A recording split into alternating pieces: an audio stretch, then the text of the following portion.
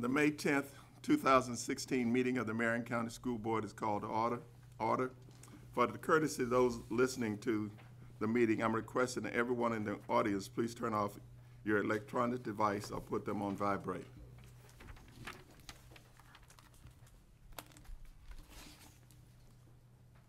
Later in the meeting, up to 30 minutes will be provided for individuals to address the board on matters concerning the operation of the Marion County school system or the school board only. Presentations to the board are limited to 5 minutes and are televised. If you wish to address the board regarding a regular agenda items or matters in which the board customarily take action, you must first complete a peach form located on the front table. If you wish to address the board regarding a public hearing or a student discipline matter, please complete the lime green form. These forms must be fully completed and received by the board secretary no later than 5:40 p.m. The procedures applicable for each are on their separate sheet. Madam Secretary, please call the roll. Ms. Nancy Stacy, District 1. Here. Mrs. Carol Ely, District 2. Present. Ms. Angie Boynton, District 4. Yes. Mrs. Kelly King, District 5. Here. Mr. Bobby James, District 3. Here. Mr. George Thomas, Superintendent. Here. Mr. Stephen Lake, Board Attorney. Here. Ms. Gina Dickey, Principal of Reddick Collier Elementary School, please introduce the individuals who will be providing the inspiration and leading us in the pledge this evening. Hi, good morning. I'm Gina Dickey, the principal of Reddick Collier Elementary School, and I have the honor of introducing Mr. Abel Garcia this evening. Before I actually introduce him, I'd like to tell you a little bit about Mr. Garcia because it's just one more opportunity to brag about him, and I love doing that. Mr. Garcia is an ESOL paraprofessional at Reddick Collier Elementary School, and he strives to build relationships with our entire school community. The majority of Mr. Garcia's instructional day is spent working with groups of students, helping them acquire the English language. He has made a significant impact on student achievement at Reddick Collier Elementary. In addition to that, in his regular scheduled duties, he works after school with our chess club. He co-sponsors our chess club on Wednesdays, and then he's also a leader with our after-school tutoring on Tuesdays and Thursdays. So beyond his work day, Monday through Friday, he spends 3 days after school working with our students as well. He also initiates breakout sessions for our parents who speak English as a second language or may not speak English as a second language, may speak Spanish only. And he does like breakout sessions for them at open house or at parent nights that we have, or muffins for mom or donuts for dads, whatever we have going on at school where parents may be there, he is there to help make our Spanish-speaking parents feel welcome and understand, what's going on within our school. Mr. Garcia is very respected by the students. Not only is he respected by them, he is greatly admired by his colleagues. This is evident by the number of people who nominated Mr. Garcia to be the school-related Employee of the Year for Reddick Collier Elementary School. Well, I guess Marion County Public Schools agreed with all of the Mr. Garcia's colleagues, and they chose Mr. Garcia to be the school-related employee for all of Marion County. Well, so we sent in our packet after that to the state of Florida. Guess what? Everyone at the state of Florida agreed that Mr. Garcia is awesome, and Mr. Garcia was chosen to be the school-related employee of the year for the entire state of Florida.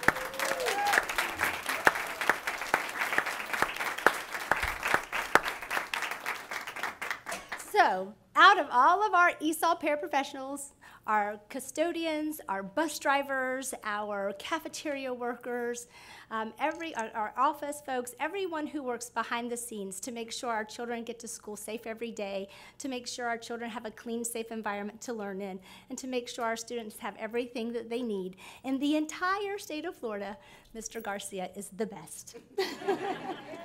So it was with my great pleasure that I get to introduce the Florida School-Related Employee of the Year, Mr. Abel Garcia.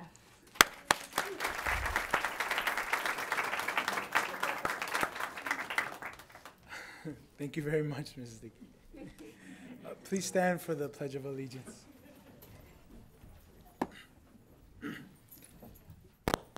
pledge allegiance to the flag of the United States of America and to the republic for which it stands, one nation, under God, indivisible, with liberty and justice for all.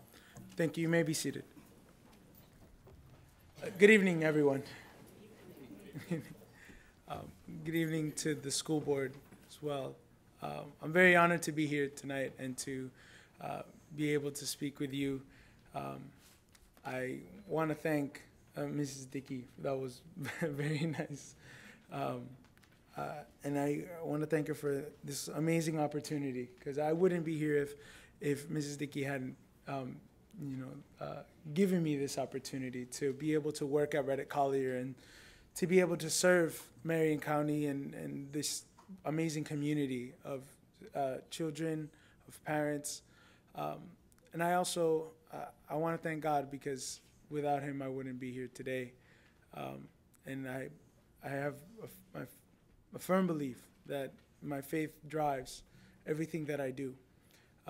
The scripture says in the book of Romans that love does not seek ill will towards its neighbor, and that love is therefore the fulfillment of the law. And if there is anything that we do, if we wish to do it well, and if we wish well to our neighbors, to our families, to our county, to our schools, that begins with love. And I believe that that's where my desire to help and to do anything that, that I've been blessed enough to have been recognized, but so many people that do what I do and do, in my eyes, so much more than what I do. Every teacher, every principal that does their job every single day and reaches out and does everything they can do to help these students, I believe that those are true heroes and people that are far more deserving to be recognized than I am. But God gave me the grace and gave me this opportunity. And I think that if I can perhaps inspire anyone to not give up and to continue to acting in that love toward one another, toward our neighbors, towards our friends, towards everyone that is in our community, that you never give up on that love, and you never give up on doing everything that we can do to help one another and to fulfill that law of love in each and every one of us. It's my privilege to have been selected as the State of Florida Employee of the Year, School-Related Employee of the Year. It was an incredible experience to be there with my family, to be there with Mrs. Dickey and other members, Mr. Christian, who was there with us as well. It was truly an honor. I love Marion County, and I believe that that comes from what I learned in my home and what I learned in studying the scripture and in my faith, that wherever you are, you must love where you are. Love your community, love your neighbor.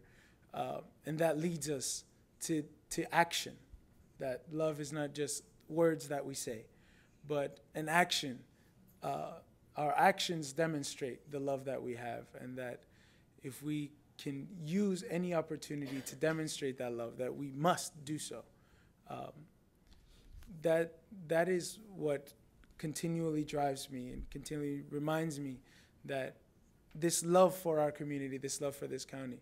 I've heard many people, and when I graduated from Forest High School, I remember classmates that would talk about, being ready to run away from the town and go off and do something far away. Some of them did so and left. Others didn't, even though it was their deep desire. But I always remember my father telling me, wherever you are, whether it be here or any place, that you must think that or you have to remind yourself that this is where you are now, and that you have to love the place where you are, whether, regardless of where that might be. And if I'm here in Marion County, this is the place that I love, and this is the place where I want to use that love to make a difference. If I can make an improvement, if I can help anyone, whether it be those students in Reddick Collier, whether it be using the ministry or using the radio in any capacity, that using that love that we have to reach out to someone and help and make a difference in our lives, that it is not to sit here and complain about what's going on around us, but to love where we are and make that difference, to improve, to continually better ourselves and the people around us. And that comes from love. Thank you very much for this opportunity to speak here today. God bless you guys. Thank you.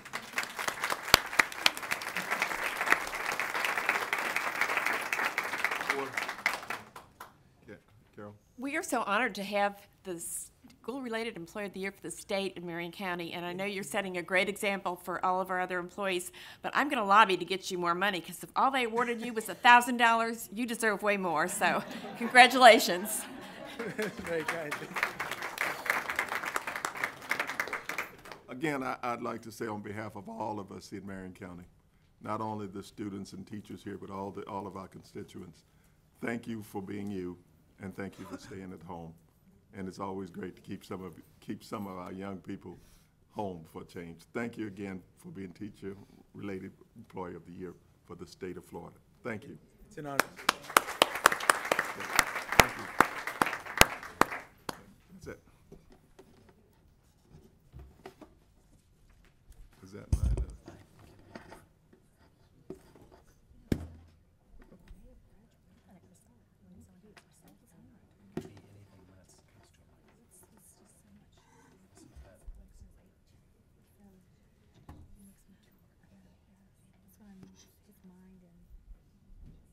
Mr. Superintendent. Board members, with the exception of items C-27 and C-28, which have been withdrawn entirely, I recommend approval of the agenda for the May 10, 2016 school board meeting with the materials in the board packet, those materials distributed to board members at the meeting, and the audio recording included as part of the official record of the meeting. What page are you on, Joey? Right here, Suzanne. What did you say? Sorry, I left out the motion. Okay, you forgot that. May I have a motion and a second? So move. So moved by Ms. Ely, second by Ms. King. All in favor signify by saying aye. Aye. Okay, we're not up here. The motion passed 5-0. I'm sorry. Ms. Suzanne McGuire, serving as the District Homeless Children Liaison, would like to recognize the Community Bank and Trust of Florida for a special fundraising donation. Suzanne. Thank you. Good evening. I'd like to have my representatives of Community Bank and Trust come up, and I just want to say a few words before I let them speak. Community Bank and Trust has been supporters and volunteers of my program now for probably about 12 and a half years. They're going to talk a little bit about a very special event, but they help with Stuff the Bus. They purchase Kiwanis pancake breakfast tickets that allow us to give to some of our homeless families who are in shelters and motels and participate. And they just are truly wonderful. They've provided financial assistance counseling for some of our seniors who have needed a little bit of guidance, and they always reply to any question or need that we have. So I do want to recognize them for their over 12 years of commitment to us. And they're going to talk a little bit about the money part because they are the bankers. So. I'll let you go, Mr. Ware. Hi, I'm Carl Erickson. I'll speak briefly. Basically, this year we had a golf tournament, Tea Time for Tots. The bank has hosted it now for, this is the 13th year, and 11 of the years we've given to the school board and to this fund. And to let you know, we think it's a great and noble charity. And from Jim McGuire here has a few words to say. Thank you. I'm Jim McGuire with Community Bank, and all of us at the bank who've worked on this tournament, all the sponsors, everybody who participated, know how important it is to help children. Children are our future. They're going to be the leaders of society at all levels going forward, and we understand how vitally important it is that these children receive an education that is the kind of education that's afforded by the Marion County Public School System, regardless of their individual situation. So therefore, we felt it was important to participate in this cause and help, through this tournament, raise funds so that the school board can, again, achieve that goal of a quality education for all children in our community. Thank you. At this time, we'd like to present a check to the Marion County School Board in the Homeless Children Program for $13,800.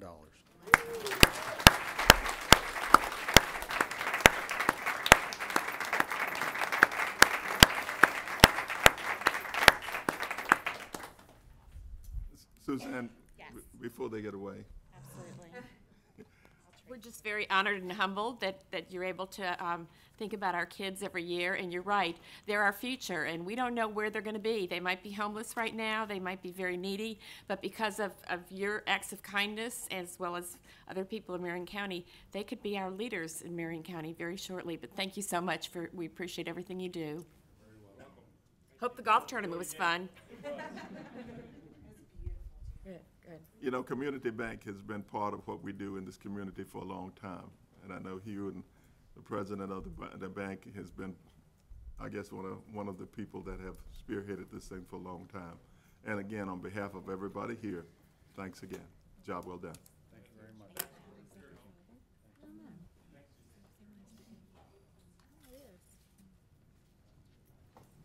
Ms. Suzanne Aguirre, serving as our volunteer coordinator, would like to recognize outstanding volunteers for the 2015-2016 school year. Thank you. Yes, switching hats. The school system has some of the most amazing volunteers. And several years ago, I started the internal recognition program, and we have different categories that mirror the state, which is our youth category, our adult, our seniors, and they're either classroom-based or school-wide. And then, of course, we have the Mr. Duda Award, which goes to who the committee thinks is one of our very, very special volunteers. I just want to say that every year since I've been doing this, we track probably close to over 170,000 volunteer hours.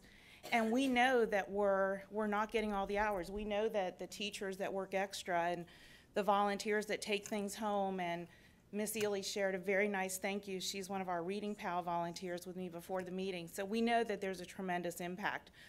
And because I felt that that was so important, I decided, instead of me just reading what was said about our volunteers, that I invited the school personnel who work with them, who see them, who nominated them for these awards. And I think that having so many of the principals involved in this really shows their appreciation and commitment to recognizing volunteers at their school.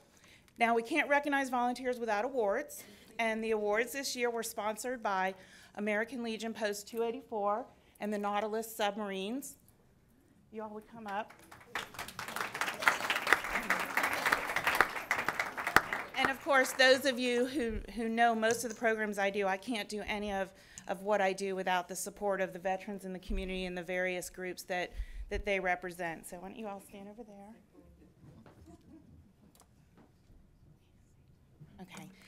So the first volunteer that we're going to recognize is the youth classroom volunteer, which is Alex Juarez from Legacy. And if Alex will come up, and also Legacy will come up and be represented and talk to you a little bit about what he has done.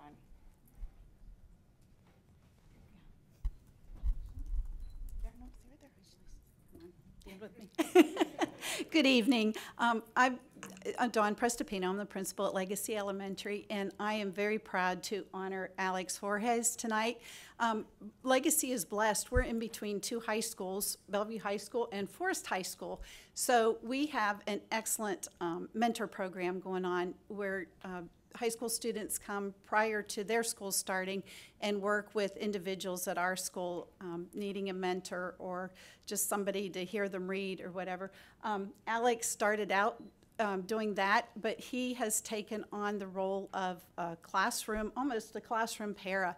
Alex has put in very close to 200 hours this year. He works in a 5th grade class working on reading fluency and comprehension.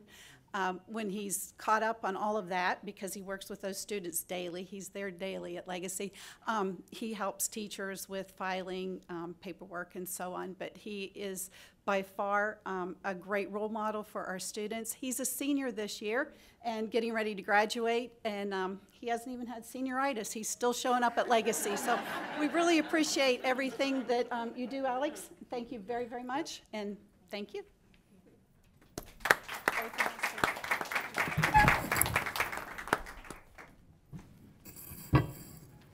Okay, the other youth volunteer is recognized as a school-wide volunteer, and this is Casey Bernstein from Denellen High School.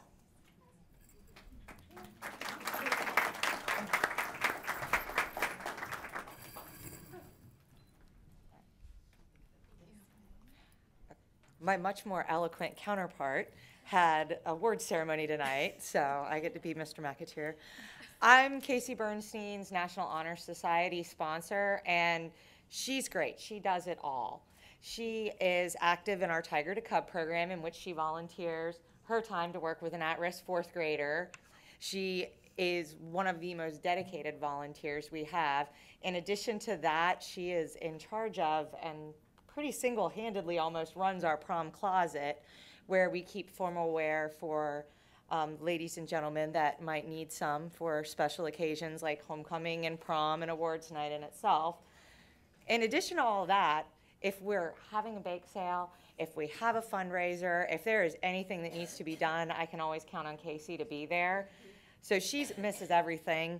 She still manages to be a high honors graduate, dual enrollment student, softball player, and maintain a job. I have no idea how she does it. But she's just wonderful, and it's been great working with her the past couple of years. And sports, varsity sports? Varsity softball. So, all right, but she's wonderful. Congratulations.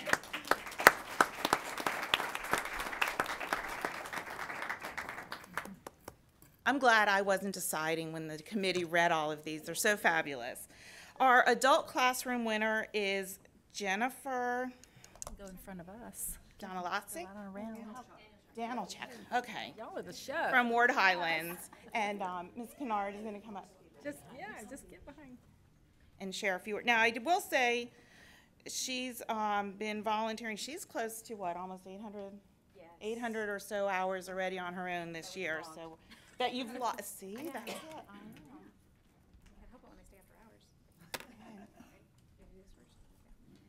Good evening. I'm Melissa Kiner, the principal over at Ward Highlands Elementary.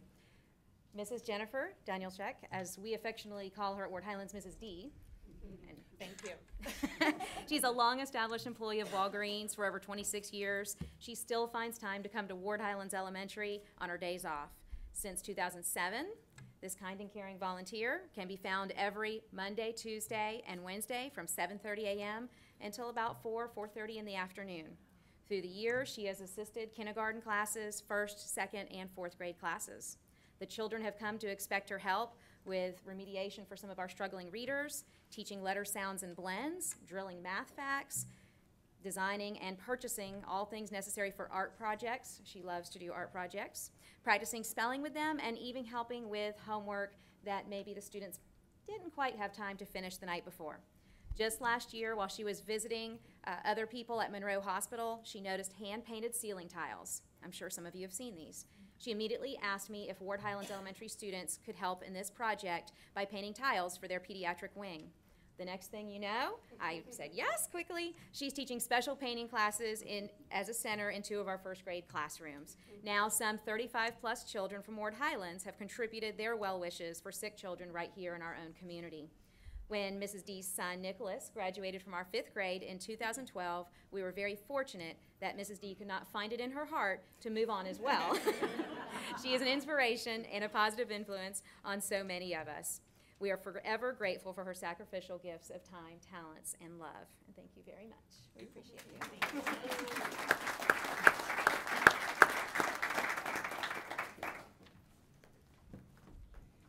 Okay, Mr. Jerry Dees is our adult school-wide volunteer from Evergreen Elementary.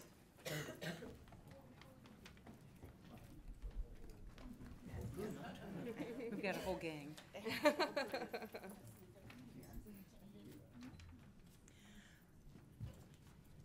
Good evening. I'm Erin Quainton. I'm the principal at Evergreen Elementary, and this is Beth Lazar, our school coordinator, as well as several other members of our Evergreen family.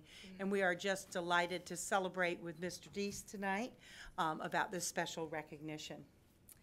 I wanted to share with you a part of our nomination letter for Mr. Deese because I think it says just what he means to us. Perhaps his most essential role at Evergreen is the mentorship of our struggling students. Mr. Deese has developed close relationships with several students and holds these students to high expectations. While he may disguise it as simply time spent reading together, Mr. Deese uses that opportunity to show his mentees how to use their manners, how to set goals, and how to try their best in all aspects of life. Mr. Deese also uses his time to stop by and encourage our young teachers to keep their hard work up at Evergreen. He reminds them that the work they are doing is essential to the future of our community. Thank you, Mr. Deese, very much for all of you.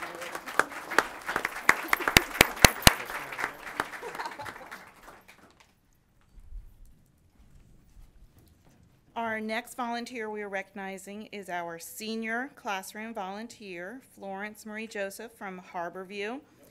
And while they're coming up, I just want to say she's been volunteering 29 plus years that we've been able to document.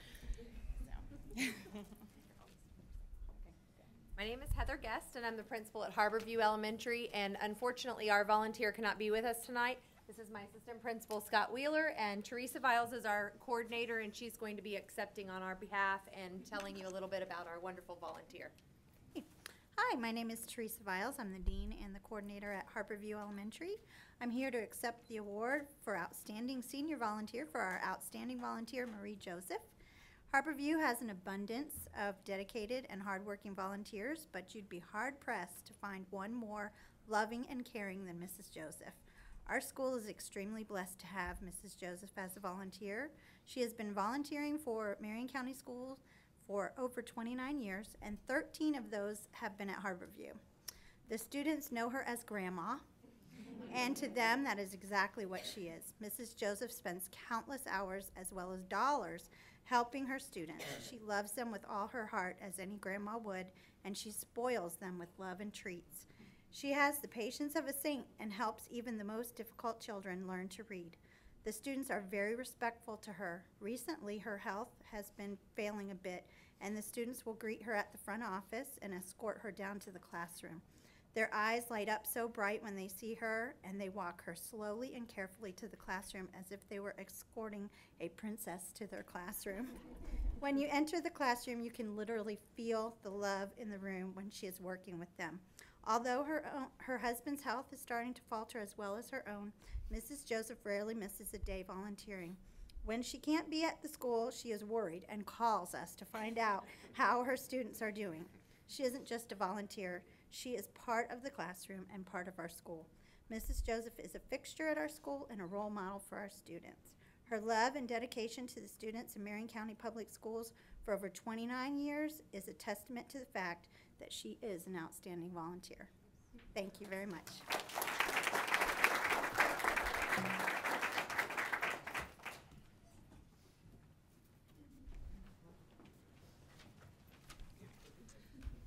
Our other volunteer being recognized in the senior is our school-wide volunteer, who is Mr. Fred Willman at Bellevue High School.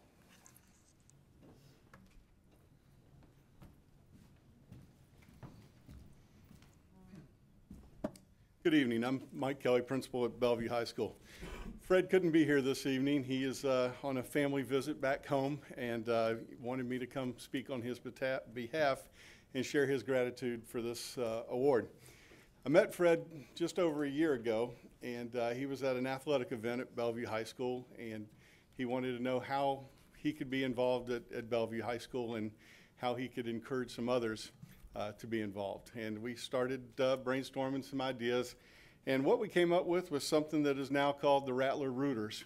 See, Fred's from Spruce Creek. He's retired and living in Spruce Creek, and he is now the president of Rattler Rooters, and we have 150 volunteers that come with Fred.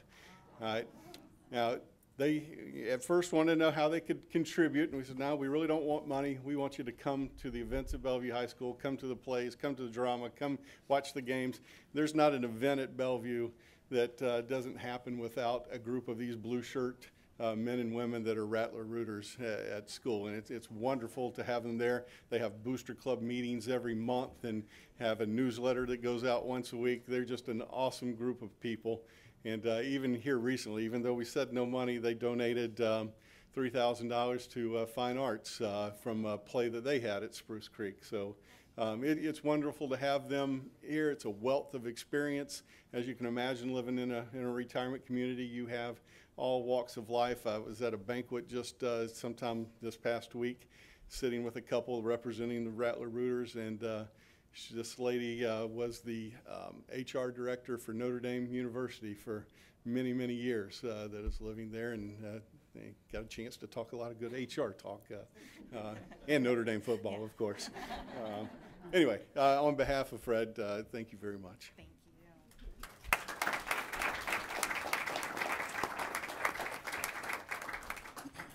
And there's so many outstanding volunteers in our school system. This was very difficult.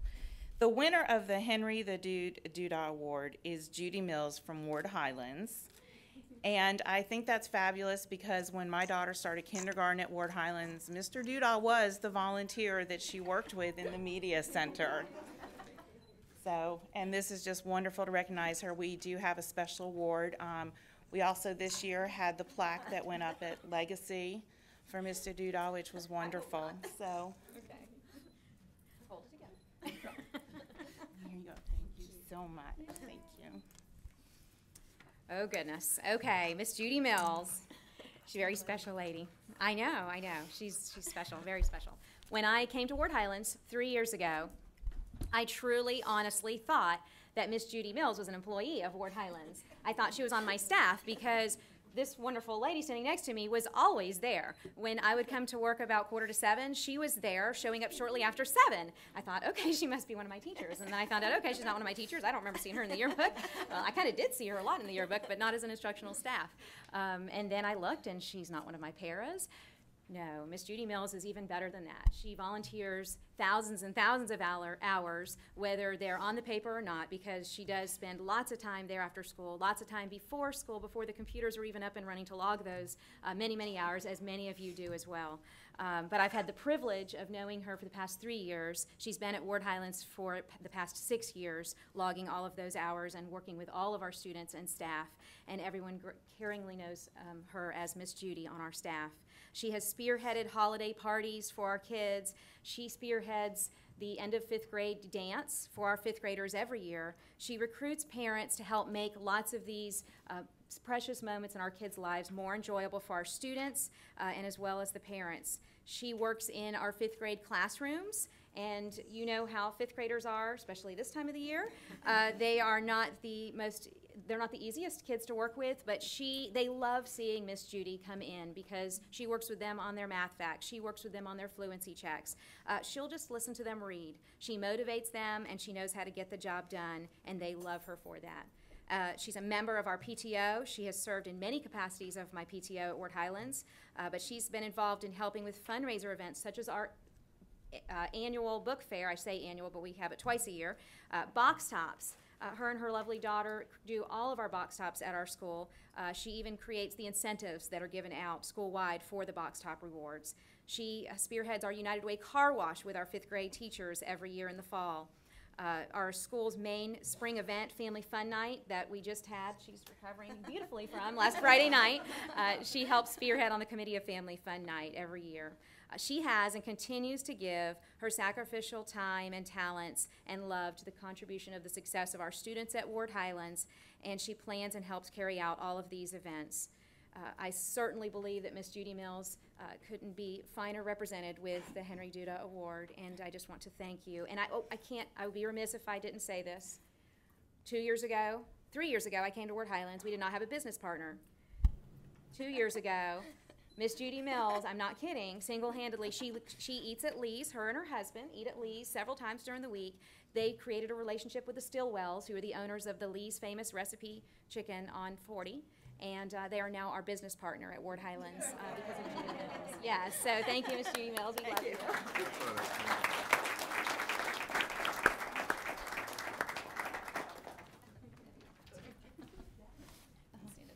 And just once again, I of course want to thank our veterans from the Nautilus Submarine Group and from American Legion 284 for their support, continued support and volunteerism to all our programs, and also supporting the Outstanding Volunteer Awards.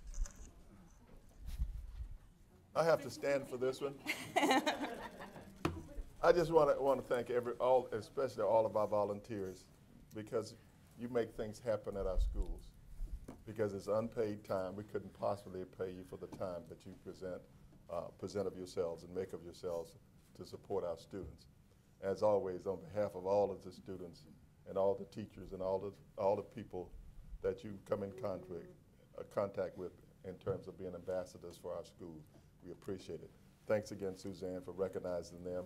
Thanks again, board, for letting them come before us, and let's have a good celebration. Thank you.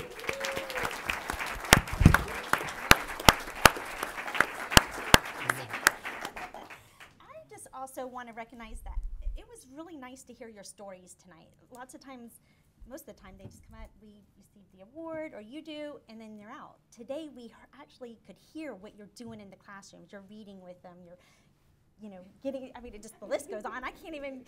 And I just say that you guys are a true testament of being part of volunteering and directing.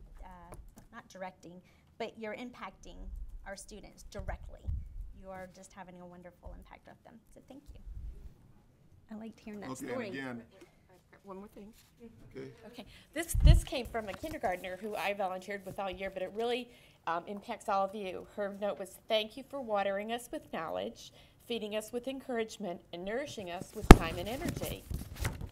We are growing because of you, and all the kids y'all have touched this year have grown a lot." My little kindergartner, who didn't know the first letter of the alphabet, wrote this, and she's a great reader now. But you can measure throughout the year how much the kids have grown. But thank you so much for all the work you've done with our kids. Thank you, Suzanne.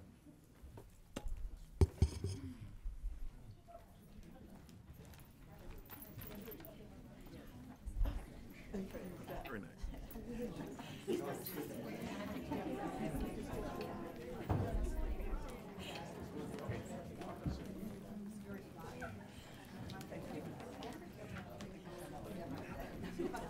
Suzanne, can you have the veterans come around and let's shake their hands, because yeah, come around, because we want to personally thank you guys. Appreciate it. For getting the superintendent. Thank you. Thank you so much. Thank you, guys. Thanks so long. John, thank you. Thank you. Thank you so much. All right. Have another one. Good eye.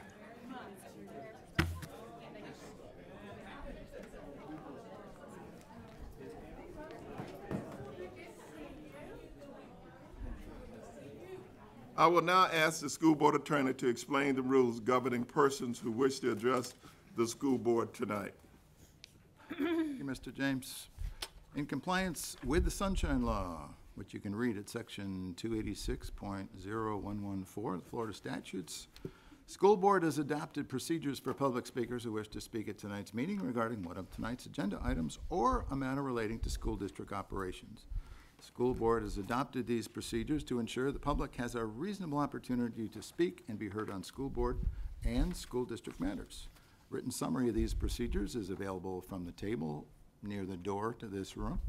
As Mr. James told you earlier, public speaker forms are located on that table.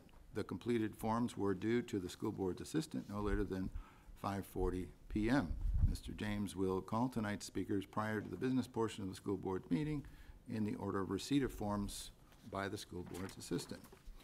Based on time considerations, the school board by a majority vote may decide to limit the number of presentations, shorten presentation times, move public comment time to a different position on tonight's agenda, or eliminate the public comment time for this meeting altogether. Before you begin speaking tonight, please state your full name and address for our records. Spell your last name. Each speaker will be allowed 5 minutes of time. However, if there are more than 5 persons, which I don't think is the case tonight, the board may seek consensus to limit speaker's time to 3 minutes. When the speaker has 1 minute remaining, speaker will receive a visual notice to complete his or her comments. Speakers may not yield their time to other people. Speakers and meeting attendees tonight are expected to conduct themselves in a respectful manner. Therefore, verbal attacks and profanity, of course, are strictly prohibited. Unsolicited commercial solicitations are prohibited. School board may, on its own initiative, request informational presentations on matters involving the Marion County school system. Matters dealing with student discipline, including expulsions, will be scheduled at the conclusion of the televised portion of the meeting. Parents wishing to address the board regarding a discipline matter will have the opportunity to do so at that time. Speakers may use handouts or audiovisual presentations, but only if they're provided to the board assistant 48 hours prior to the meeting and have a total length of 5 minutes or less. Now, it's important that only a student's parent or guardian may use a student's first or last name. Identifying references to or identification of other students and or their families is strictly prohibited. Thank you for your kind attention to these requirements. Mr. Chairman, that concludes my explanatory remarks tonight.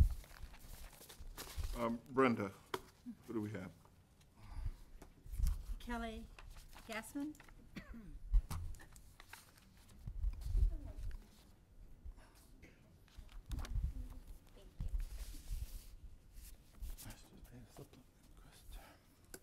Hi, my name is Kelly Gassman, Gassman. I'm a teacher at Hammond Bowen Elementary School. Thank you for allowing me to speak to you this evening regarding my master's salary pay supplement. I stand before you tonight both frustrated and perplexed as to why I have not been paid for having obtained my master's degree for the past school year. I have received my double major undergrad degree in early childhood education, birth through grade 2, and childhood education, grades 1 through 6, with a minor in English at Niagara University, Niagara Falls, New York. Since I also received my undergrad degree in childhood education, why would I be redundant for my master's? So I went to University of Buffalo to receive my master's degree in literacy emphasis 1 through 6. All my grad credits were instructional reading focused. You can refer to documents G through K in your envelopes. There appears to be confusion as to what literacy means. It means reading. My students at Hammett are scoring exceptionally well because of my mastery in reading, and I have an indefatigable love for teaching it. The amount of growth they have made throughout the school year has been tremendous. My reading lessons have been used as a model for other teachers in my school, as well as other schools in this district. I have been appraised as highly effective. In New York State, a master's degree is a mandatory requirement to teach. I spent an additional $15,000 for my extended education, which I'm still paying for. This should not be an issue, and it beggars belief that it is not being recognized. This past August, I spoke with the Dean of Education and also the head of the transcripts department from the State University of New York at Buffalo. They confirmed that they had never had an issue with any master's degree from their university. In addition, a supervisor from the Florida Board of Education in Tallahassee told me this is a Marion County that you can resolve. Please don't give credence to only a select number of educational degrees that differ from state to state by name only. Since December of 2014, I have asked the certification department to look at all of my undergrad and grad records. I consistently receive the same answer, which is that the words don't match Marion County requirements. My supplemental pay is being hung up on mere words and not academia, as it should be. Little of any consideration was given to out-of-state advanced degrees. Goodness knows I did not become a teacher for the money. However, that does not justify paying me any less than I have earned and worked so diligently to obtain, a degree that the children of Marion County benefit from. I have included documents in your envelopes that substantiate everything I stated. To reiterate, someone needs to take the time to meticulously read all the classes that I have taken to reach the conclusion that holistically, I'm more than qualified for a master's pay supplement. I will be happy to meet with you to discuss this further and review what I have given you.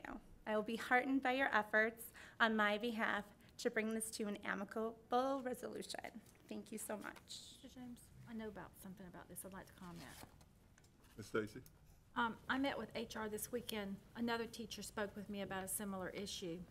And not that I fully understand it, but I understand it better than I did when he came before me. I promised him I would go, and I met with him when he met with HR. And Mrs. Oliver, you know, she really educated me quite well on what her parameters are that she can do.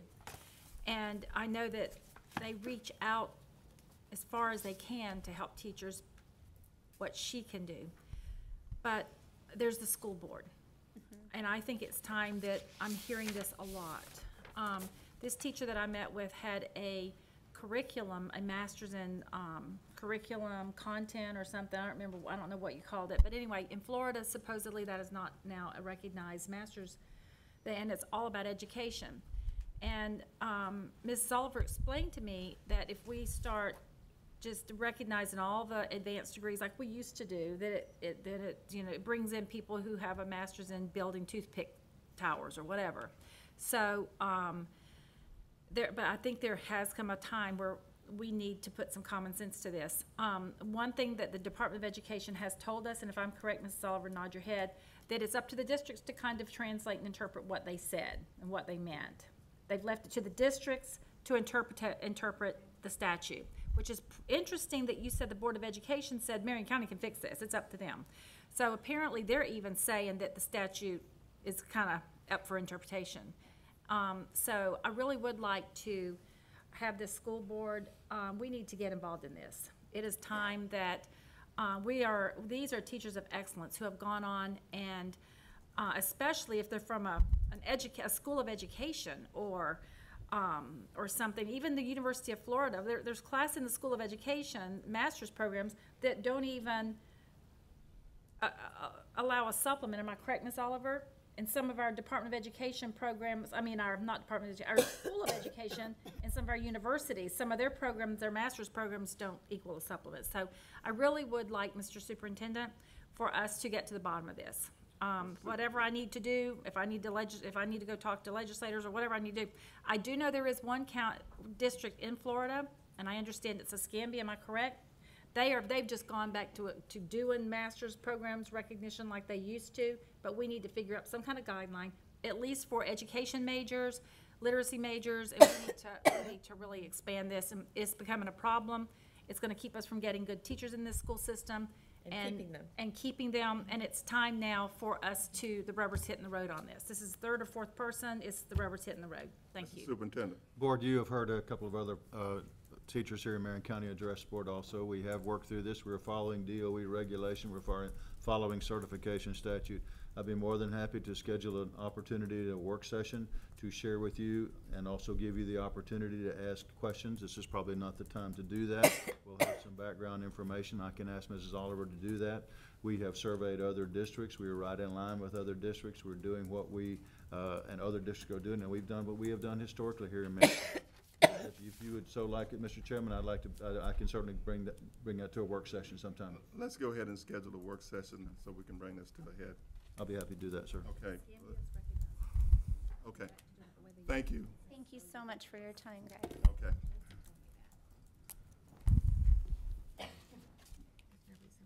Okay. Ms. Loretta Jenkins?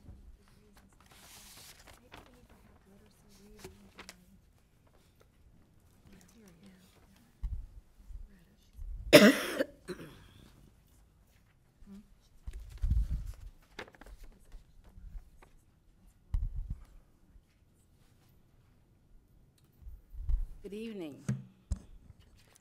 I am Loretta Pompey Jenkins. I live at 2200 Northwest 24th Road, Ocala, Florida, 34475. Dr. Martin Luther King Jr. is quoted as saying, "Our lives begin to end the day we become silent about things that matter." Mr. Superintendent, Mr. Board Chairman, and other board members, I stand before you today to address what I deem a crucial issue, one that is an affront to students, one that is an affront and an indictment on the Marion County Public School System. As of now, there is not one African American, male or female, who is in a leadership position, principalship position, at not one of our middle or high schools. This is, to me, a negative indictment on the leadership and the school board of our district. There are approximately 44,000 students that attend our public schools in Marion County, and of that number, approximately 20% of them are African American students. Whatever the case might be as to why this situation exists should be addressed in a positive and proactive manner. I feel that it should be one that should not be put on the back burner.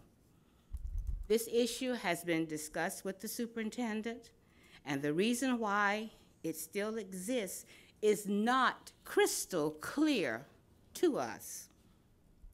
African American students should see in their middle and high school life persons in leadership positions that look like them. They should be able to see African American males and females being leaders, motivators, and encouragers, and the like in our middle and high schools. Of course, I am well aware that there are some pressing issues that you face, but this needs to be one of them also. The issue of diversity was brought to the attention of the Marion County School Board by the U.S. Department of Justice way back in 1968. And here we are almost 50 years later facing something like this again. Previous and reigning administration and school board members still have the responsibility of complying with agreements with the U.S. Department of Justice. Maybe the dust has not settled yet on the moves, appointments, and the like for the 2016-17 school year, but I urge you to make this a priority. Thank you for your attention. Mr. Superintendent. I know, I'd share with the board, I have met with Mrs. Jenkins a number of times. She and another group of retired African-American administrators do meet with me periodically, and we've discussed this matter many times. You also know of our administrative selection process. I've shared that with you before, and if you need more information about that, I'd be happy to share that with you. Ms. Jenkins, I did have an opportunity to go out to the recruiting fair. I don't know what day it is. I might not go back that far. But we have had conversations in reference to what we need to do, and we do recognize this as an issue. And we are working to try and make this thing happen, because your concerns are the same things that I spoke of when I saw the appointments. But I do know that we have some things that are coming in the works that will in turn address some of our concerns. So I wanted to make sure you were aware of that. Thank you. Mr. Wayne Green.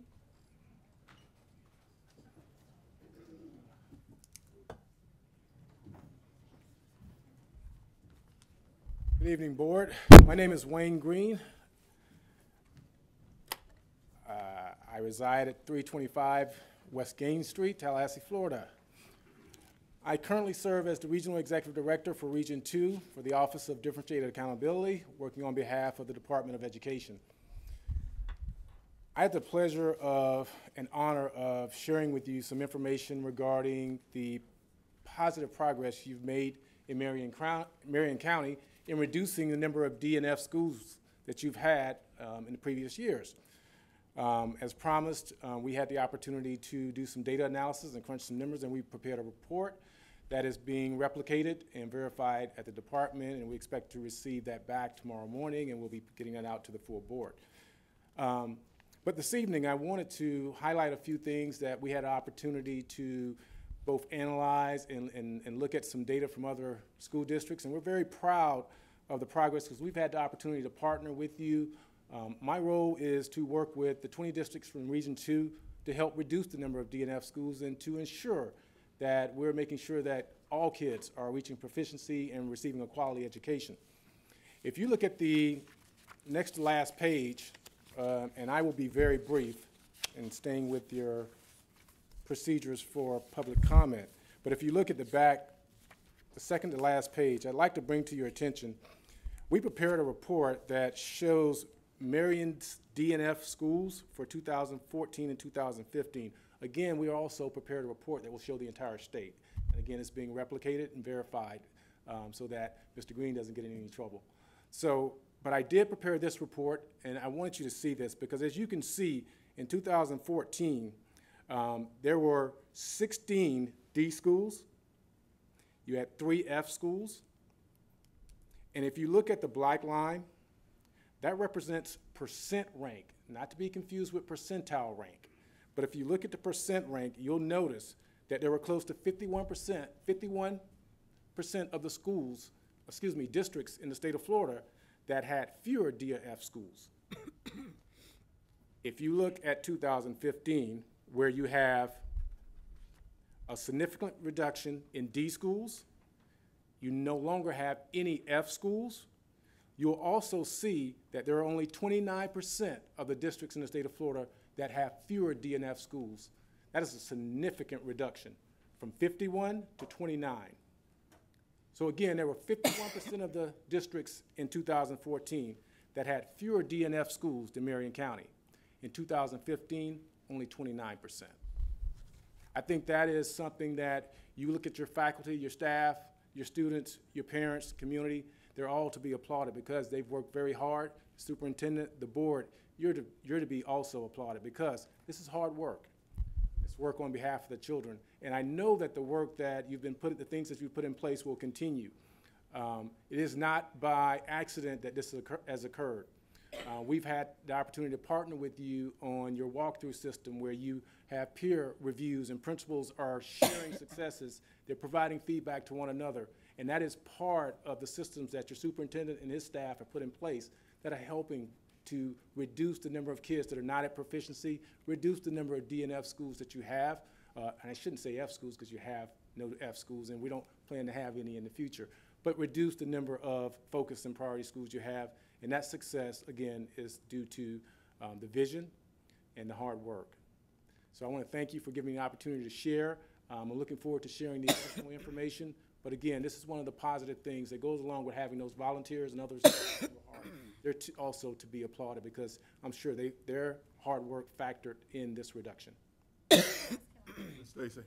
On the other school districts that did have the Ds and Fs, how many of those school districts had requested help? I know our district requested help from the Department of Education to look at this.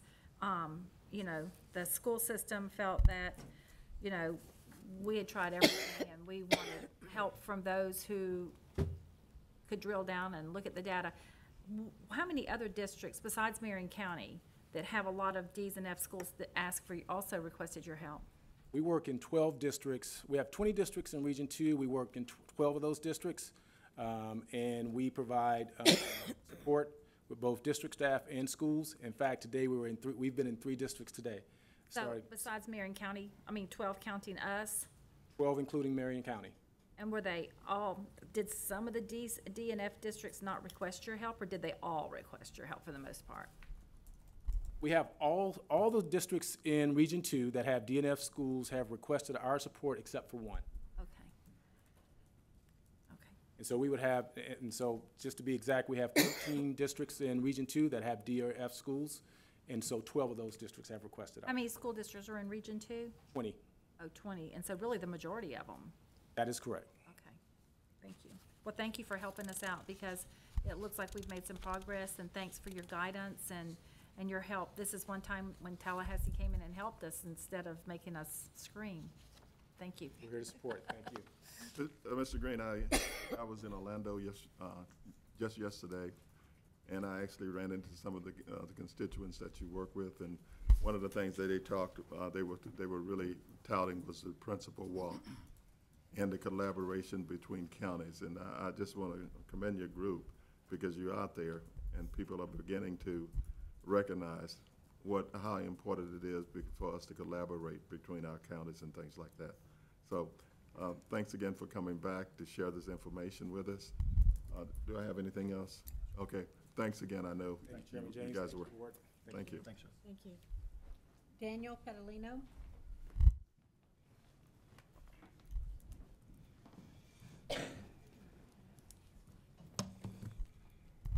Good evening, everyone. Danny Petalino, PEDALINO, 6679 Southwest 87th Street, 34476.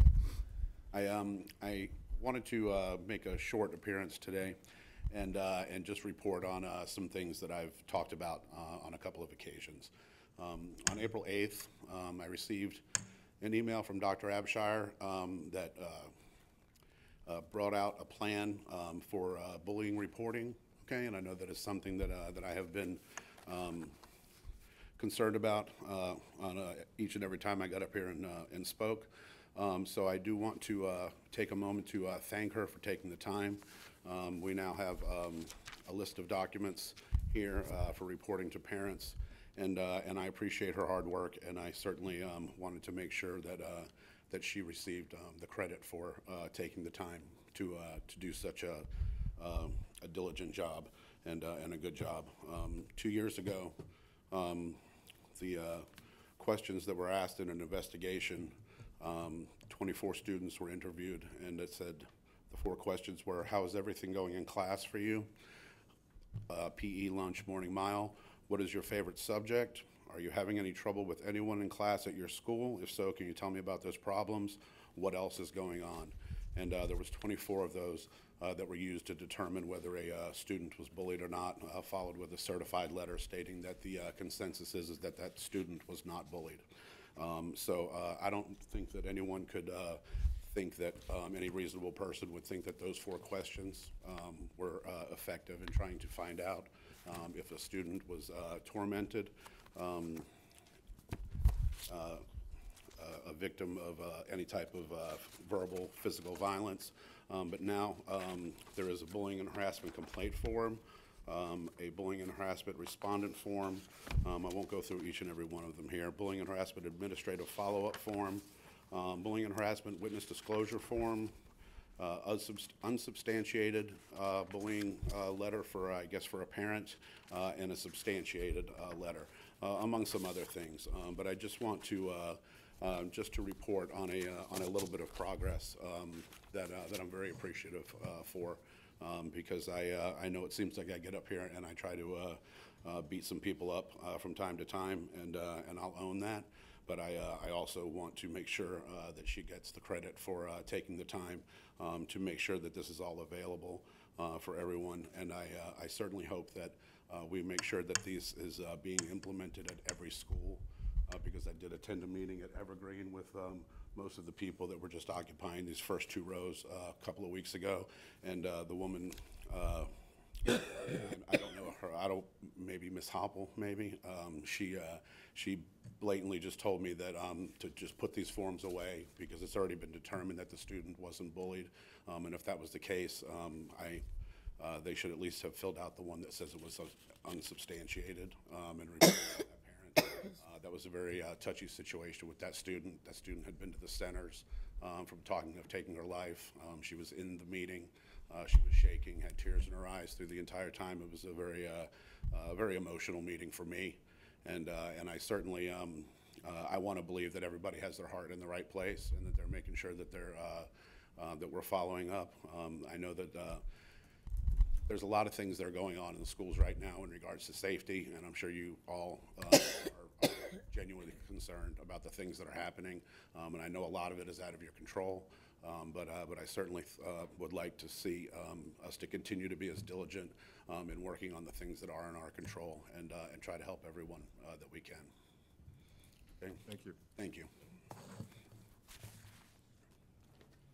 Connie Davis.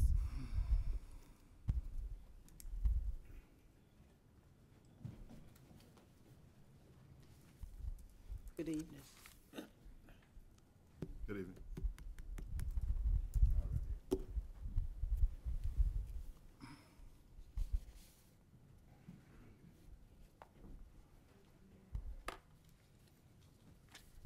My name is Connie Davis. Mr. James, I just want to remind the speaker that if this is about another student, I want to make sure that any other student and their families aren't identified in the course of your speaking. The question is, I don't know, does Ms. Davis want to speak about her own child here? Or No. is she the parent or guardian? You're the parent or guardian of this child? No. Okay. Yeah, that's the issue, is that, as we state in our guidelines, that references to identification of other students and their families is prohibited. Okay. She's We- here to represent herself. I mean, it's certainly permissible to talk about issues, but not identifying other persons that aren't related to you, not your child. Okay, are we clarifying where we are? Are you going to speak on an issue that's related to you or not related to It's you? related to me. It's her issue. This issue is related to me. Okay. Give me some direction here now. Okay. She's I not gonna understand the say- issue is related to you, you just don't want to identify any other students or families, that's all. She's not gonna say anyone's name. That's what they're wanting to make sure. Okay, Okay? okay. Just want to ensure privacy rights are maintained, especially since we're televised tonight. Okay, you have your 5 minutes. Okay. My name is Connie Davis, D-A-V-I-S. I reside at 4850 Northeast 32nd Street, Apartment 2, Silver Springs, Florida. On April 10th, I was attacked by a student at Forest High School. I pressed charges against this student.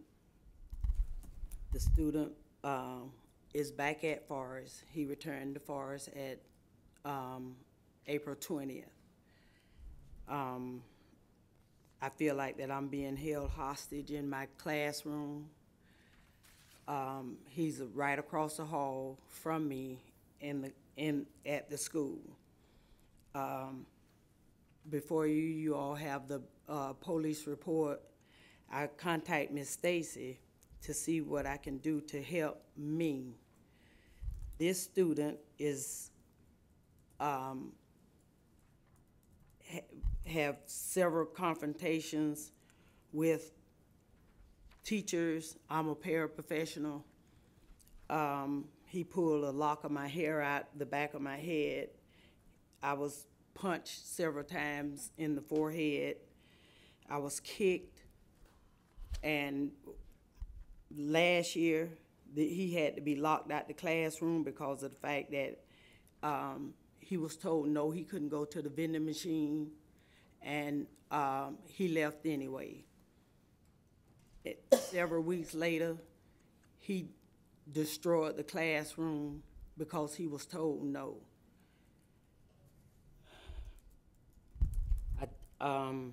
This student has no remorse for what he does. And it's for him to be back on campus. I've been at Forest High School for 21 years, and I've never had this happen to me. And I talked to Miss Stacy, and she said that Miss Dobbins told her that I provoked the child to be attacked. I went back in the room to and talked with the child, but that's not so. So I don't know where she's getting her information from, but the police report never states that I went back in the room. I went back to my class, but I never spoke to that child. Okay, let me ask the superintendent to look into this. You're giving us some things where we need to really get some more information on it. Mr. Superintendent, if you- I certainly can. I do believe, Board, and I'm not certain of all the factors of this. This is a special education student. I know Mrs. Davis is employed at Forest High School. She was there when I was the principal there. I do not know all the facts, do not have them in front of me right now. But you know, when a special education student is disciplined, there is an investigation committee that is formed to see some other issues. Mr. Lake has explained that to the board before in reference to the manifestation of the student's disability. I hate to say any more right now because I don't have any documents in front of me, Mr. James. I can certainly assure our employee that we'll look into it, and Mr. Lake, from his legal perspective, will certainly look into it, and that the school will do anything, and the school system will do anything we can in our power to accommodate an employee on a position change or anything like that, if this indeed did happen the way Ms. Davis is explaining it. That's probably all we should say this evening. Okay, and Ms. Davis, I will ask the superintendent to get with you. Mr. Villanella, is this one of the things that you deal with? Is this, Ms. Dobbins? And y'all give us something back here. Yes, we'd be happy to do that. I would hate to go any further than where we are right now. I would like for the superintendent and his staff to meet with you to try and work something out here. Mr. James, I need to correct something that Mrs. Dobbins did not say that you provoked. She said that your behavior, by going back into the room, led to an issue of the student's anger. And she explained that she did not go back in the room.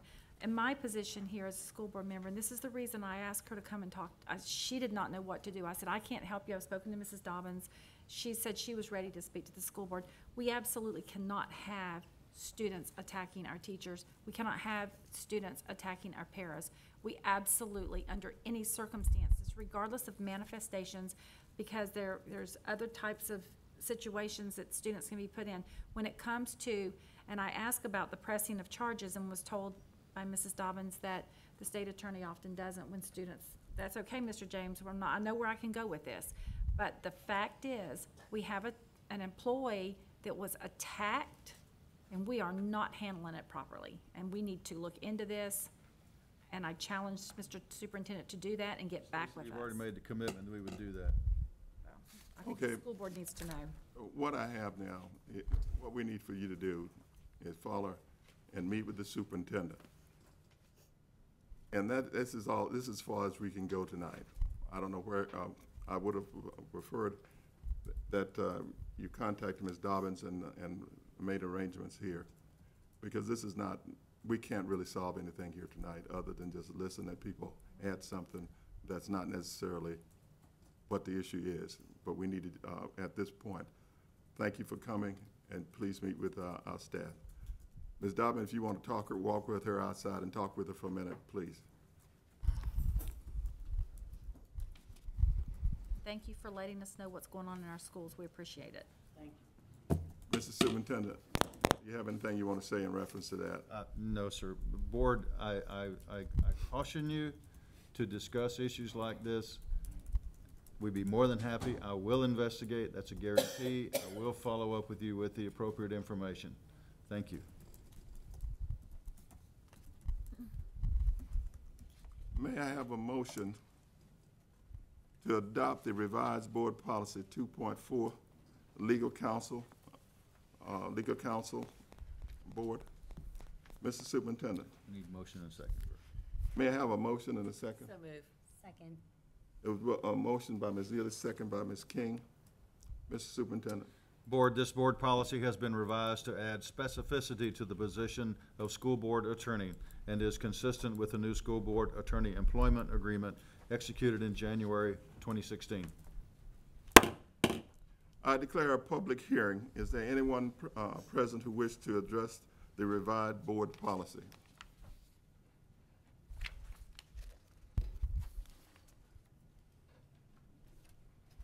Seeing none. I'll call the question. All in favor signify by saying aye. Aye.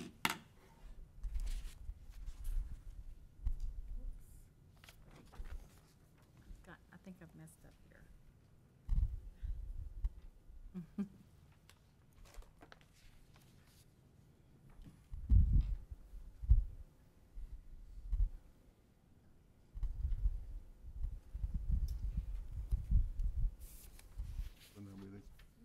Ms. Boynton, do you need for me to vote for you?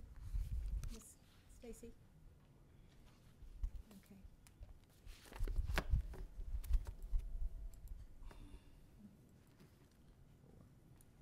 Motion passed 5-0. May I have a motion to adopt the new board policy 2.401, legal counsel board duties and responsibilities? May I have a motion and a second? So moved. Second. Moved by Mrs. Ely, second by Ms. King. Mr. Superintendent. This new board policy adds details and specificity to the duties and responsibilities of the school board attorney. I declare a public hearing. Is there anyone present who wishes to address this revised board policy?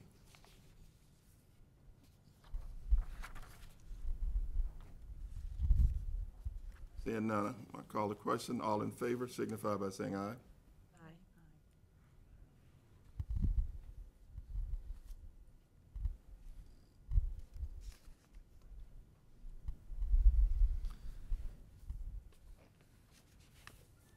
The motion passed 5-0.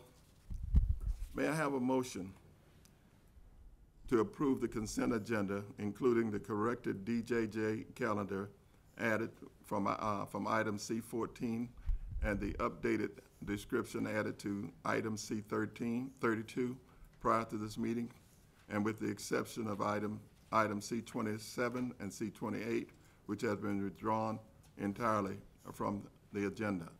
May I have a motion? So moved. Second. It was moved by Mrs. Ely, second by Mrs. King.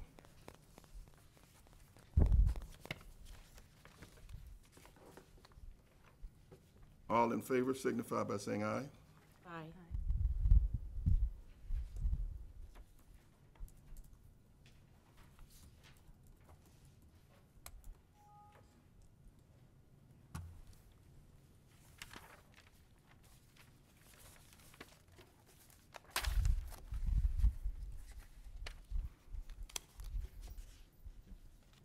The motion passed 5-0. I'm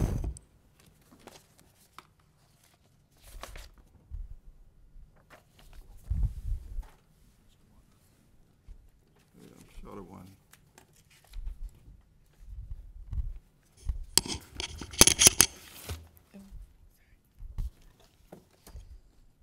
May I have a motion to approve the following donations? Various wooden games valued at $2,929 to Bellevue Elementary School from the Village Wood Shop, $1,000 to Bellevue Middle School from the business partner Pesky Orthodontist via the Public Education Foundation, $2,500 to the Community Technical Adult Education for the Region General Hospital Williston, $1,000 to 8th Street Elementary School from 8th Street Elementary PTO, $2,650 to Lakeware High School from their business partner, Lockheed Martin Corporation via the Public Education Foundation, $3,050.70 to Madison Street Academy from the Madison Street Academy PTA, $13,000 to the Marion County Public School Social Work Services Department from the Community Bank and Trust, $1,500 to Vanguard High School from Cesar R. Camaro, MD, LLC, $1,300 to Vanguard High School from Vanguard High General Athletics, $2,500 to Ward Highlands Elementary School from their business partner, Lee's Famous Recipe Chicken, Stillwell Inc., via the Public Education Foundation. May I have a motion and a second? So moved. Second. Moved by Ms. Ely, second by Ms. King.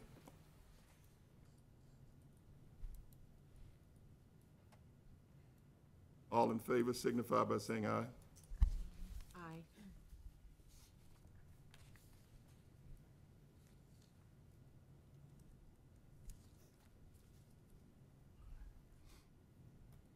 Have everybody voted? All in favor, the motion passed 5-0. some things. The next administrative briefing and work session is scheduled for Thursday, May 19th at 9 a.m. The purpose of the work session is to review the impact fee index calculation, 5-year plant surveys, Silver Spring Shores property option, and the 2016-17 general insurance, as well as receiving strategic plan report, update, and communication and high school academic data. Renaming of the Community Technical Adult Education Center, frequently referred to as CTAE, will be placed on the regular agenda of May 24, 2016 school board meeting. I will now ask the board attorney for some comments. Mr. Lake. Okay. Board, on behalf of Attorney Meredith Stevens with the law firm of Rissman, Barrett, Hurt, Donahue, McLean, and Mangin, PA, I'm notifying you that advice is needed regarding the pending litigation, which is called Secure Communications, Inc. versus School Board of Marion County. Pursuant to 286.011 of the Florida statutes known as the Government in the Sunshine Act, I'm requesting a session with the board for the purpose of discussing settlement negotiations and strategy related to this matter. I'll ask the board secretary to cause reasonable public notice of the time and date of this session and the names of the persons attending to be published. It is suggested that this session be held at the conclusion of your work session on Thursday, June 23rd, 2016, at about 11:30 a.m. As required by the statute, only the chief executive officer or designee, board members, and legal counsel can be present for that meeting. I'll ask a court reporter to record the session, also as required by the statute. The court reporter's notes will be fully transcribed and filed with the clerk of the school board, and upon the conclusion of litigation, the transcript will be made a public record. Mr. Superintendent. Board, I recommend the board hold an attorney-client session pursuant to section 286.011, Florida statutes to discuss pending litigation. If there's no objection, I will instruct our attorney to schedule an attorney-client session to be held at the end of June 23rd, 2016 work session on approximately 11:30 a.m. Are there any objections? Okay. Thank you.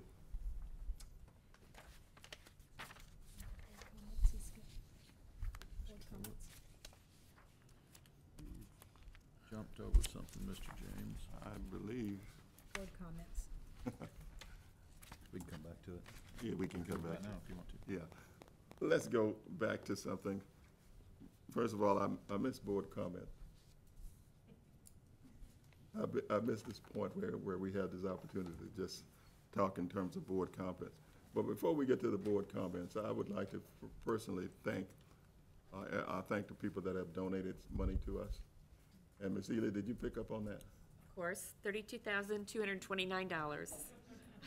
We don't want to overlook anybody in this procedure, but in terms of looking at the people that always contribute to our school system, on behalf of all of us, thanks a bunch. Thank you a lot.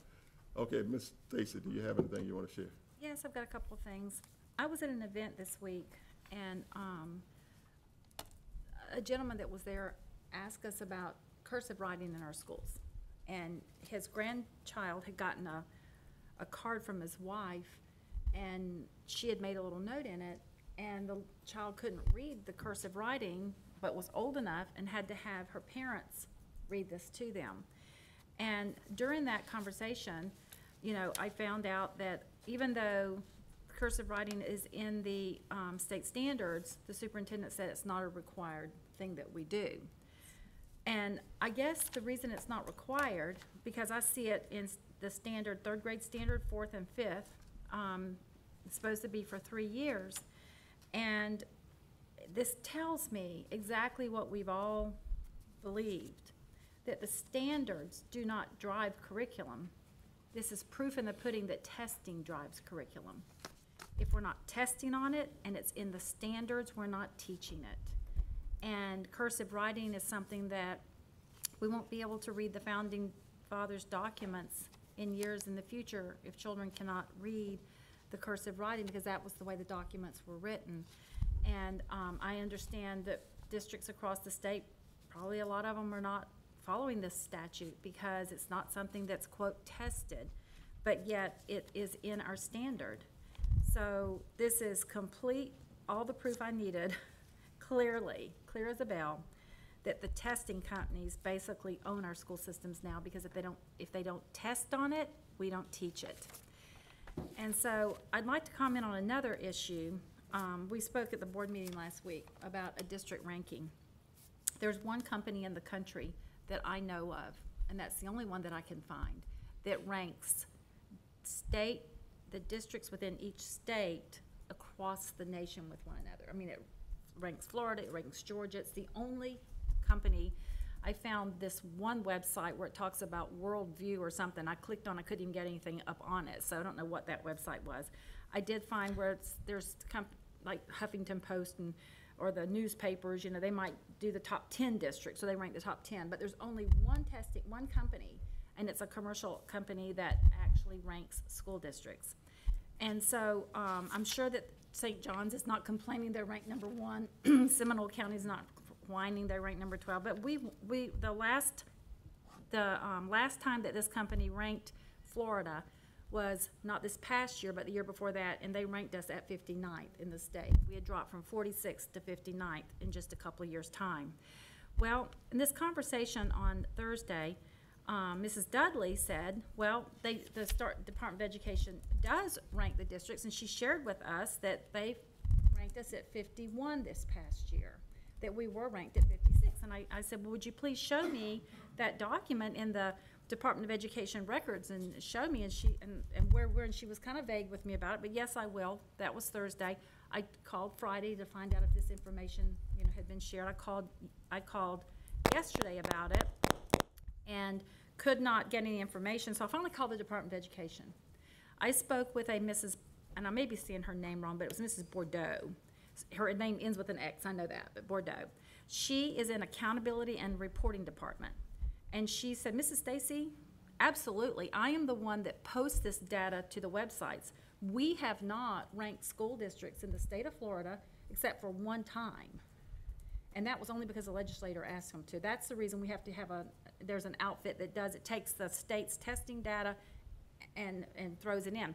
The data has not been available this year from Florida because learning gains and certain things are not factored in, so they can't get a true comparison. So in Florida, there have been no reported district rankings in Florida because the available information is just not there. And so I called Mrs. Krasaka and asked, well, is it possible that Mrs. Dudley used some data off the web? No, I also asked Ms. Bordeaux, is it possible someone in our district used data off the DOE website? And she said yes. She said districts can pull data and report it however they want to report it. So I'm still asking Ms. Dudley where that page is on the website that actually ranks districts. Could you help me with that? What I said last Thursday is you could see where we fall in line with the other districts. As far as does the DOE rank us, no, they don't give us an official document.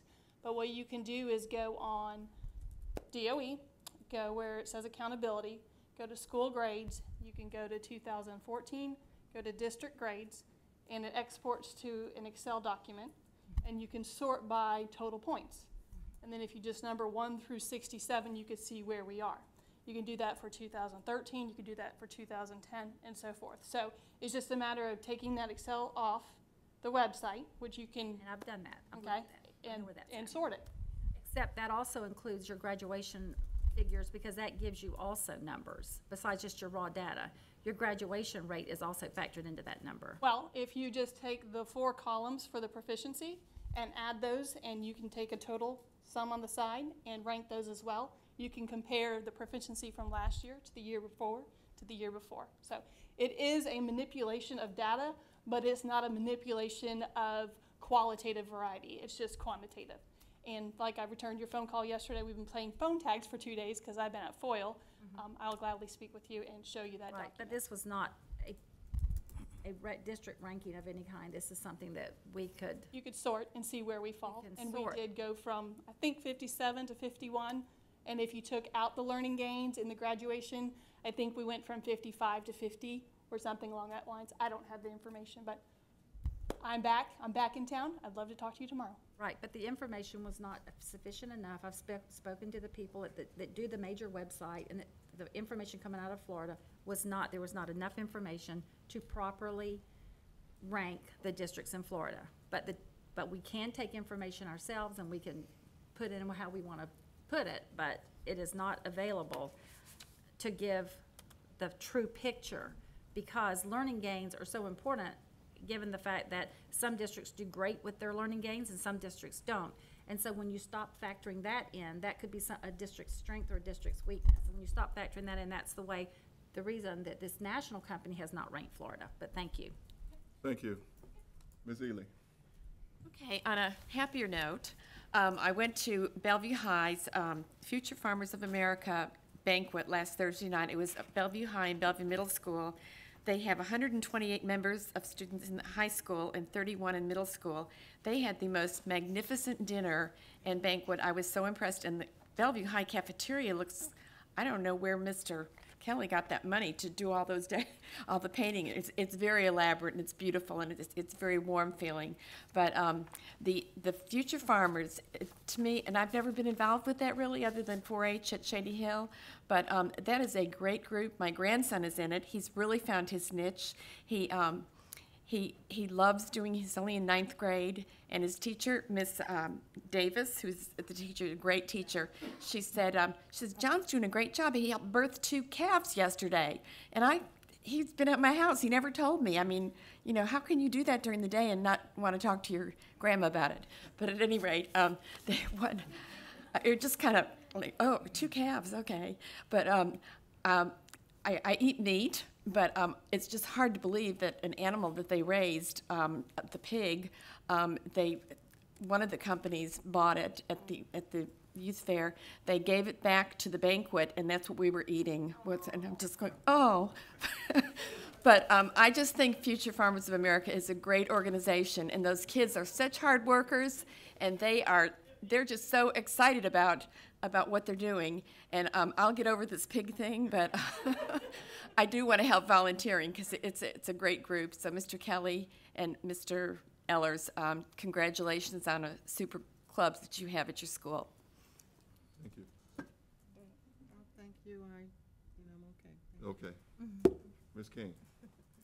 Okay.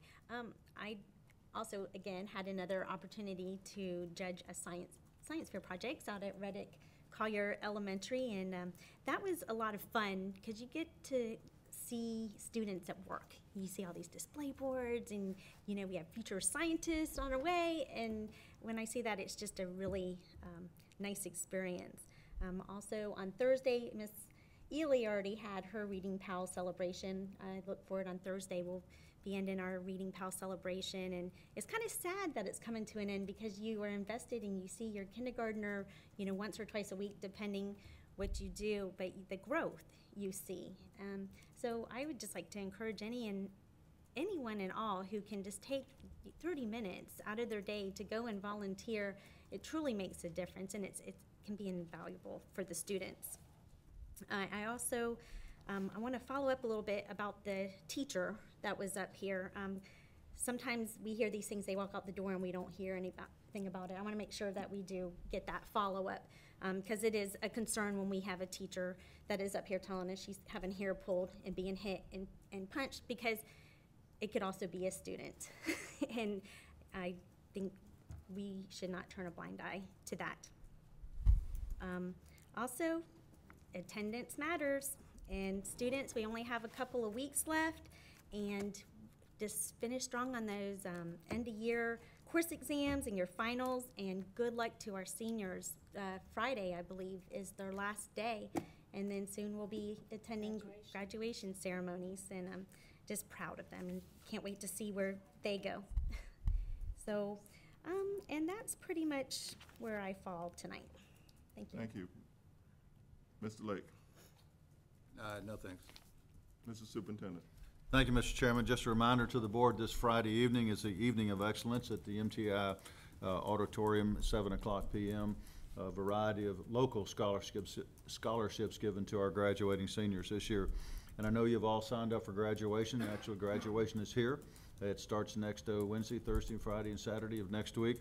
Lots of activities, and I certainly welcome you to be there, and I know you're excited about going to those. Next thing I want to chat about briefly is you've noticed that around here, especially to the east of us, about 3 blocks, the city is undergoing an awful lot of construction. We have difficulty coming in on some of the streets. I had an opportunity to talk with the city manager this morning and clarified exactly what they're doing over there. It's going to be a nice addition to our neighborhood. All the utilities are being put underground, so there'll be nothing above ground. There'll be a great deal of landscaping put in and a number of murals. The murals will be with an agricultural theme and will be pointing to the new downtown market, which will actually be in the old utilities shed that's down here. And they're fixing that place up. So we're excited about that. As far as traffic control around here, we're excited that this situation is going to be resolved by the end of August. I will share with you the city workers have worked marvelously with H Street Elementary and also with Osceola in missing those high traffic times, and they've done a marvelous job. So a shout out to the city in reference to that. Each of you also received an invitation to the historic Fort King site dedication or beginning. They're attempting to build a fort. If you can go, that event is on May the 19th at 5 o'clock p.m. in the evening. You received an invitation. If you'd like Paula to RSVP for you or Brenda, just give our office a call and we'll be happy to do that. And then on a final note, we mentioned this last week, funeral services for former board member Ron Crawford are next Monday evening at 6 o'clock p.m. at Hires Baxley Funeral Home. That's all I have, sir. Thank you. Some information. Dr. Henning out at the junior college reached out to me and said that there was no problem in us renaming. He had no problem with us naming the college.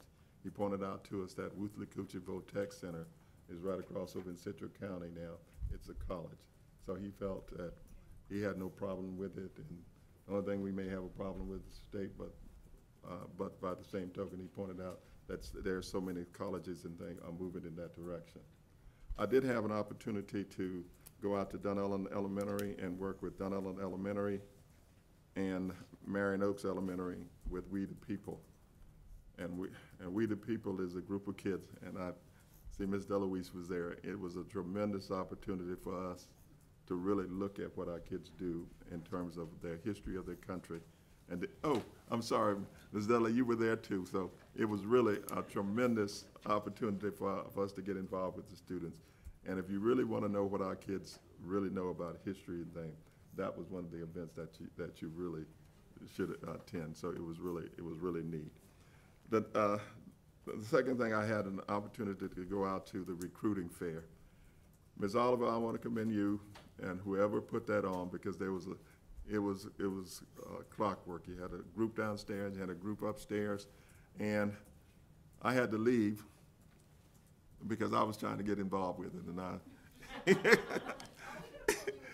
no, but board in terms of us really going out and really recruiting teachers and trying to keep teachers here.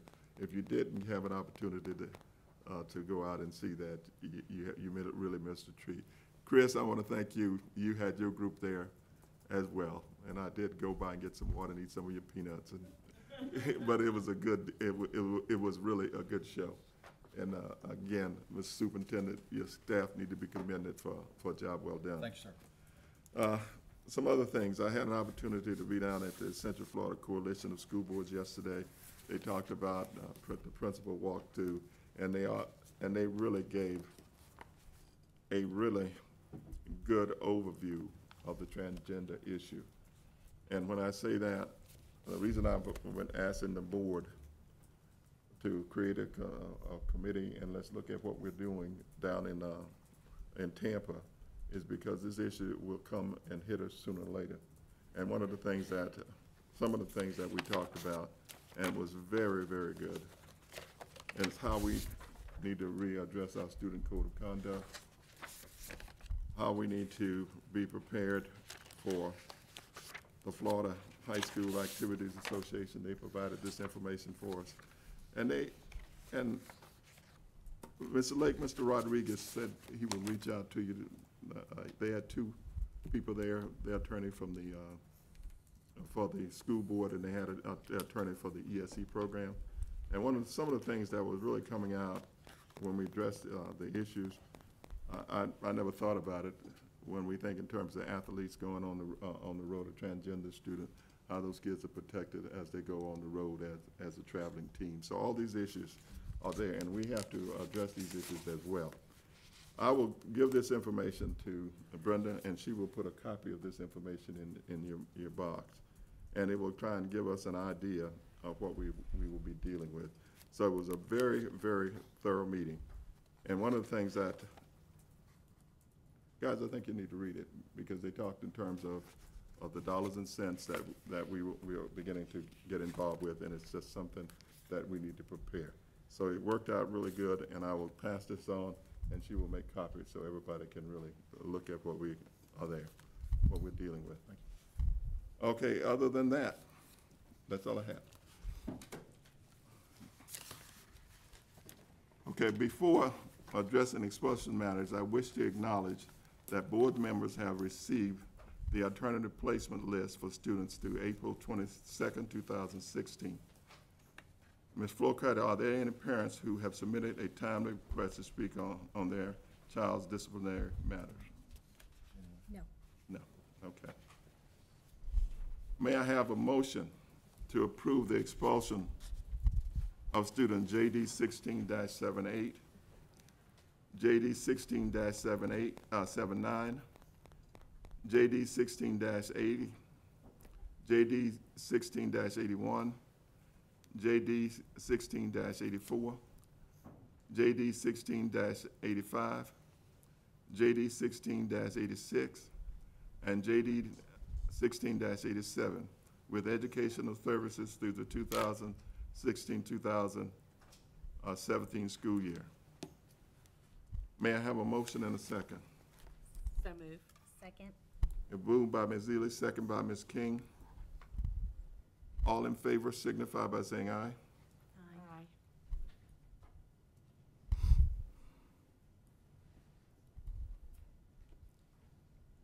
The motion passed 5-0. Then there being no further business, may I have a motion to adjourn? So moved. Moved by Ms. Ely, second by Ms. King. All in favor signify by saying aye. Aye. I'm getting there, sorry.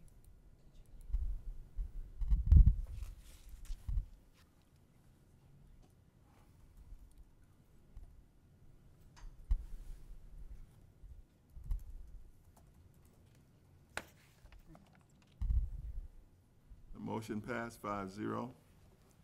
Meeting is adjourned. Now I will call an executive